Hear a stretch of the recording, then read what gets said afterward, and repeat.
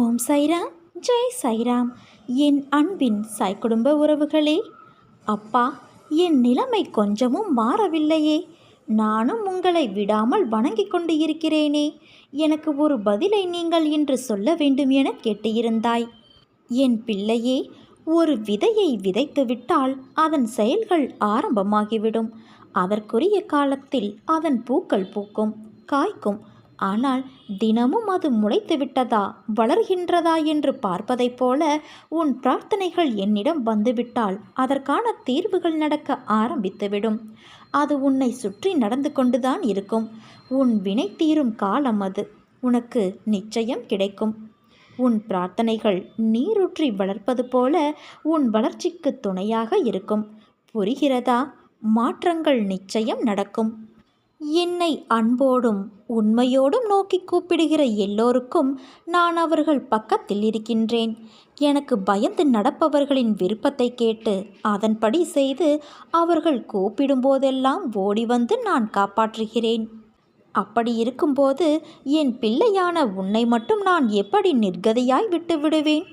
வாழ்க்கையில் நீ போகும் பாதை, அவற்றிற்கு தேர்ந்தெடுக்கப்படும் வழிகளின் நோக்கம், அந்த பயணத்தின் முடிவு எப்படி இருக்க வேண்டும் என்பது ஏற்கனவே தீர்மானிக்கப்பட்டது. அதன் வழியில்தான் நீ இப்போது நடக்கிறாய்.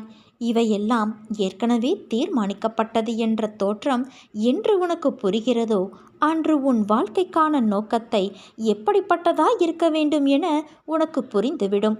அதை நீ புரிந்து கொள்ள வேண்டும். அதன் அனுபவங்களை புரிந்து கொள்ள வேண்டும் என்று நினைப்பவர்கள் குறைவுதான். ஆனால் அதை நீ புரிய வேண்டும், உணர வேண்டும் என்று நினைத்தால் இந்த ஜென்மத்தில் எல்லா பிணைப்புகளிலும் சூழ்ந்து எது நிலையுள்ளது, எது நிலையில்லாதது என்று அறிய எண்ணி பார்க்காத சோதனைகளும் உனக்குள்ளே யுத்தம் நடக்க வைக்கிறது. யுத்த களத்தில் இரண்டு பக்கமும் நீதான் நிராயுதபாணியாக நிற்கிறாய். இப்படிப்பட்ட சூழ்நிலையில்தான் மகாபாரதத்தில் நிகழ்ந்து கிருஷ்ணனுடைய அவதாரம் வெளிச்சமாக தோன்றியது தெரிய வந்தது. அதே போலத்தான் உனக்கும் வாழ்க்கையின் களம். உனக்கு என் அருளும் ஆசியும் எப்போதும் உண்டு என் குழந்தையே. நீ நன்றாக ஜெயமாக வாழ்வாய். நான் இருக்கையில் பயம் ஏன் உனக்கு? என் துணை உனக்கு எப்போதும் உண்டு. உன்னை நான் நல்வழிப்படுத்துவேன். உன்னை விட்டு நான் விலகுவதும் இல்லை. உன்னை விலகி போகும்படி நான் செய்வதும் இல்லை. என் கருவில் தேர்ந்தெடுத்த வரம் நீ. உன்னை போன்று மற்றவர்களையும் உருவாக்க நினைக்கும் என் உயிரான உன்னை, என்னை நேசிக்கும் உன்னை அம்மாவாக அப்பாவாக இருந்து என்றும் என் கருவறையில் வைத்து உன்னை நான் அரவணைப்பேன். சிறிது காலமாக உனக்குள் இருந்த மனப்போராட்டத்திற்கு இப்போது விடை கிடைக்கும் நேரம் வந்துவிட்டது தங்கமே. எதை நோக்கி நீ என்னை வேண்டி நின்றாயோ அதை உனக்கு நான் அள்ளி அள்ளி தரப்போகிறேன். மனநிறைவோடு பெற்றுக்கொள். நீ நம்பிக்கையோடு இருந்தால் நல்லதே நடக்கும்.